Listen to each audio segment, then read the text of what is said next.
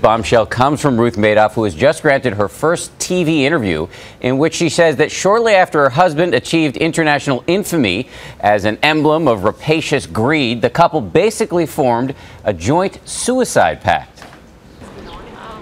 She is the wife of America's most hated man, a woman whose picture we've seen but whose voice we have not heard until now in this interview with CBS News 60 Minutes. I don't know whose idea it was, but we decided to kill ourselves because it was so horrendous what was happening. We had terrible phone calls, hate mail, just beyond anything. And I said, I just can't go on anymore. It was Christmas Eve 2008, she says, 2 weeks after the scandal broke. She says they took Ambien, the sleeping pill, and Klonopin, the anti-anxiety drug. We took pills and woke up the next day.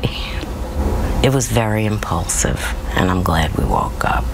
This morning, however, skepticism about Ruth Madoff's story from this man who was the head of the private security firm hired to guard the Madoffs during their house arrest and who was inside their apartment until 7 o'clock on that Christmas Eve. Sitting there with them talking, I didn't see anything unusual. She may be telling the truth, but either way, she's trying to get the American public to see her as a sympathetic figure for the first time.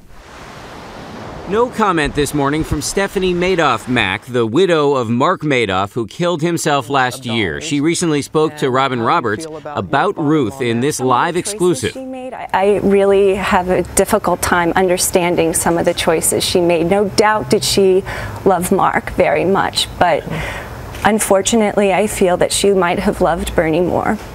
It's worth noting Bernie Madoff has made seemingly conflicting statements about suicide, telling New York Magazine he did not consider killing himself after his own son did so, saying it's just not the way I am, but telling the New York Times overnight that suicide had, quote, crossed my mind after his initial arrest.